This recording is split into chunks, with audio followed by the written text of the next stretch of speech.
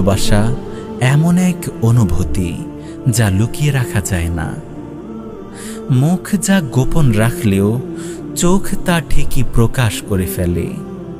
ভালোবাসা সেই অনুভূতি যার দলিল হলো কুরবানি। ভালোবাসা ছাড়া কুরবানি সম্ভব হয় না। আর ভালোবাসার তীব্রতা যেন এমন, সহস্র কুরবানিও এর তৃষ্ণা মেটায় না। মনে আছে সেই সাহাবীর কথা, আব্দুল্লাহ ইবনে হুযাইফা। রোম সম্রাটের মেয়েকে বিয়ে কিংবা বাদশার রাজ্যের অর্ধেক মালিকানা, এত সব রসালো প্রস্তাব তিনি এক বাক্যে ফিরিয়ে দিয়েছিলেন। কিন্তু কেন? কারণ তিনি ইসলামকে ছাড়তে পারবেন না। তার চোখের সামনেই উত্তপ্ত তেলে তার সাথীকে ঝলসানো হলো, তবুও তিনি এতটুকু পিছপা হলেন না। আর যখন তাকেই সে ভয়ানক উত্তপ্ত তেলের পাত্রে নিক্ষেপের জন্য নিয়ে যাওয়া হচ্ছিল, তখন তার চোখে অশ্রু জমল। কিন্তু এই অশ্রু ভয়ের ছিল না, এটি ছিল রবের প্রতি তার ভালোবাসার দলিল। তিনি বললেন, হায়, আমার তো কেবল একটাই জান কুরবান হবে, কিন্তু যদি আমার এই শরীরের পশম পরিমাণ জান থাকত আর প্রতিটাই আমার রবের জন্য কুরবান হয়ে যেত। বিলাল রাদিয়াল্লাহু আনহু কতই না উত্তম তিনি। রাসূলুল্লাহ সাল্লাল্লাহু আলাইহি ওয়াসাল্লাম তাকে ভালোবেসেছেন, আর তিনিও রাসূলকে ভালোবেসেছেন। যাকে রাসূলুল্লাহ সাল্লাল্লাহু আলাইহি ওয়াসাল্লাম বলতেন, হে বিলাল, নামাজের আহ্বান করো, এর দ্বারা আমাদের অন্তরকে প্রশান্তিতে পরিপূর্ণ করে দাও। সেই ভালোবাসা এত গভীর ছিল যে রাসূলের ওফাতের পর তার সেই হৃদয় নিংড়ানো আজান শুনতে পারেনি আর কেউ। একদিন সবার অনুরোধে যখন তিনি সেই সুরেলা কণ্ঠে আজান দিলেন, আশহাদু আন্না মুহাম্মাদার রাসূলুল্লাহ, তখন যেন পুরো মদিনা একযোগে কেঁদে উঠল। হে বিলাল, আপনার উপর রব সন্তুষ্ট হন। সেই অভিশপ্ত জালিম মুশরিকদের কথা আমরা ভুলিনি, যারা আপনাকে অমানবিক নির্যাতন করেছিল, শুধু এ কারণেই যে আপনি সাক্ষ্য দিতেন আল্লাহ ছাড়া কোনো ইলাহ নেই। উত্তপ্ত বালু, জ্বলন্ত অঙ্গার, গলায় রশি, পিঠের ওপর পাথরের চাক্কি, সব সহ্য করেও আপনার কণ্ঠ থেকে একটি শব্দ উচ্চারিত হতো, আহাদুন আহাদ। মক্কার সেই বাতাস সৌভাগ্যবান যে বাতাসে ভেসে বেরিয়েছিল আপনার কণ্ঠ থেকে নির্গত আল্লাহর একত্ববাদের সাক্ষী। আসিয়া আলাইহিস সালাম সেই মহিয়সী নারী, যাকে ফিরাউন শুধু আল্লাহর প্রতি ঈমান আনার অপরাধে নিদারুণ অত্যাচার করেছিল। আর তার দোয়া কি ছিল? রব্বিবনি লি ইনদাকা বাইতান ফিল জান্নাহ, হে আমার রব, আপনার সান্নিধ্যে জান্নাতে আমার জন্য একটি ঘর নির্মাণ করে দিন।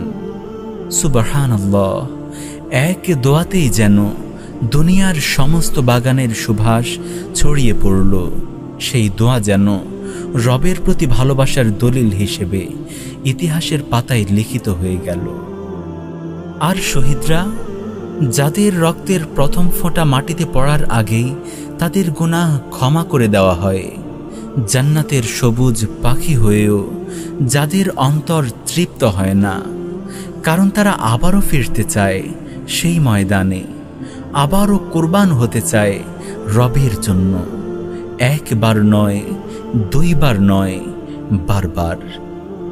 কেবলমাত্র ভালোবাসা ছাড়া কিভাবে প্রমাণ করা সম্ভব যে হাসতে হাসতেও জীবন দেওয়া যায়? ভালোবাসেন আমাদের রব, সবচাইতে নিখুঁত ভালোবাসা যেটি। তার দিকে কেউ এক বিঘত এগুলে তিনি এগিয়ে আসেন এক হাত, কেউ এক হাত এগুলে তিনি এগিয়ে আসেন দুই হাত, কেউ যখন হেঁটে আসে তিনি দৌড়ে আসেন। আর কেউ যদি রবের দিকে পরিপূর্ণভাবে ফিরে আসে, তিনি সেই ব্যক্তি অপেক্ষা বেশি খুশি হন যে তার মরুভূমিতে হারিয়ে যাওয়া বাহন ফিরে পায়। তারপর তিনি তার পূর্বের সব গুনাহ কেবল ক্ষমাই করে দেন না, বরং তা প্রতিস্থাপন করেন পুণ্যের দ্বারা। রবের ভালোবাসা এতটাই মহান, রাত্রির শেষ তৃতীয়াংশে আমাদের মর্যাদাবান বারাকাহপূর্ণ রব নেমে আসেন এবং বলেন, যে আমাকে ডাকবে আমি তার ডাকে সাড়া দেব, যে আমার নিকট কিছু প্রার্থনা করবে আমি তাকে তা দান করব, যে আমার নিকট মাফ চাইবে আমি তাকে ক্ষমা করে দেব। হে নবী সাল্লাল্লাহু আলাইহি ওয়াসাল্লাম, আমরা আপনাকে দেখিনি, আর না আপনি দেখেছেন আমাদের। তবু আপনি যখন আমাদেরকে ভাই হিসেবে সম্বোধন করেছিলেন আর বলেছিলেন আমার ভাইদের সঙ্গে সাক্ষাৎ করতে ইচ্ছে করছে, বিশ্বাস করুন হে নবী, আমাদের ইচ্ছে হয়েছে আমাদের কলিজাটা আপনার জন্য কেটে রেখে দেই। আপনার এই কথা আমাদের অন্তরে মহাব্বতের ঝড় বইয়ে দিয়েছে। আপনার সেই ভালোবাসা আমাদের হৃদয়ে মাতাল করে রেখেছে। 1400 বছর আগে আপনি আপনার যে উম্মতকে দেখার আবেগ প্রকাশ করেছিলেন, আজ 1400 বছর পরও আপনার সেই উম্মত আপনাকে দেখতে উন্মুখ হয়ে আছে। দুনিয়া যখন এত পবিত্রতম ভালোবাসার সাক্ষী হলো, যে ভালোবাসার ধ্বনি ভেসে বেরিয়েছে আকাশে বাতাসে, যে ভালোবাসা রক্তে রঞ্জিত করেছে মাটিকে, যে ভালোবাসায় সিক্ত হয়ে ঝাঁপ দিয়েছে আগুনে, যে ভালোবাসা অশ্রু হয়ে ঝরেছে গাল বেয়ে, হঠাৎ কে এলো এই ভালোবাসাকে কলুষিত করতে? হঠাৎ কে এলো এই ভালোবাসাকে কলুষিত করতে?